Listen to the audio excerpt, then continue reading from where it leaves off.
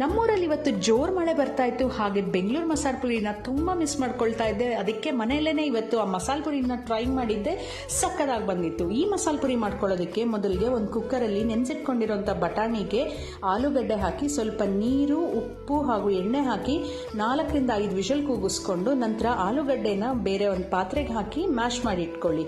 ನಂತರ ಇನ್ನೊಂದು ಬಾಣಲಿಲಿ ಸ್ವಲ್ಪ ಎಣ್ಣೆ ಹಾಕಿ ಅದಕ್ಕೆ ಸೋಂಪು, ಶುಂಠಿ, ಬೆಳ್ಳುಳ್ಳಿ, ಈರುಳ್ಳಿ, ಹಸಿಮೆಣಸಿನಕಾಯಿ ಹಾಕಿ ಫ್ರೈ ಮಾಡಿ 1 ಕಟ್ ಆಗೋಷ್ಟು ಪುದೀನ, ಅರ್ಧ ಕಟ್ ಕೊತ್ತಂಬರಿ ಸೊಪ್ಪು ಹಾಕಿಬಿಟ್ಟು ಹಸಿ ವಾಸನೆ ಹೋಗೋವರೆಗೂ ಹುರಿದು ಅದನ್ನು ಮಿಕ್ಸಿ ಜಾರ್ಗೆ ಹಾಕಿ ನಂತರ ಅದಕ್ಕೆ ಗರಂ ಮಸಾಲ, ಜೀರಿಗೆ ಪುಡಿ ಹಾಗೆ ಆಮ್ಚೂರ್ ಪೌಡರ್ ಹಾಕಿ ನುಣ್ಣಗೆ ರುಬ್ಬಿಟ್ಕೊಳ್ಳಿ. ಬೇಯಿಸಿಟ್ಕೊಂಡಿರೋಂಥ ಬಟಾಣಿನೂ ಮಿಕ್ಸಿಗೆ ಹಾಕಿ ರುಬ್ಬಿಟ್ಕೊಳ್ಳಿ. ಈಗ ಒಂದು ಬಾಣಲಿಲಿ ಬೇಯಿಸಿಟ್ಕೊಂಡಿರೋಂಥ ಬಟಾಣಿ ಹಾಕಿ ಮ್ಯಾಶ್ ಮಾಡ್ಕೊಂಡಿರೋಂಥ ಆಲೂಗಡ್ಡೆ, ರುಬ್ಬಿರೋಂಥ ಬಟಾಣಿ, ಗ್ರೀನ್ ಮಸಾಲೆ, ನೀರು, ಉಪ್ಪು ಹಾಗೂ ಸ್ವಲ್ಪ ಗ್ರೀನ್ ಚಿಲ್ಲಿ ಸಾಸ್ ಹಾಕಿ ಚೆನ್ನಾಗಿ 15 ನಿಮಿಷ ಕುದಿಸಿ. ನಂತರ ಹೀಗೆ ಬಟಾಣಿನ ಸಪ್ರೇಟ್ ಇನ್ನೊಂದು ಪಾತ್ರೆಗೆ ಹಾಕಿಟ್ಕೊಂಡು ಮಸಾಲೆನ ಸಣ್ಣ ಉರಿಲಿ ಬೇಯಿಸ್ತಾ ಇರಿ. ಸ್ವೀಟ್ ಚಟ್ನಿ ಮಾಡ್ಕೊಳ್ಳೋದಕ್ಕೆ ಹುಣಸೆಹಣ್ಣು ರಸಕ್ಕೆ ಬೆಲ್ಲ, ಖಾರದ ಪುಡಿ ಹಾಗೂ ಜೀರಿಗೆ ಪುಡಿ ಹಾಕಿ ಚೆನ್ನಾಗಿ ಕುದಿಸಿಟ್ಕೊಳ್ಳಿ.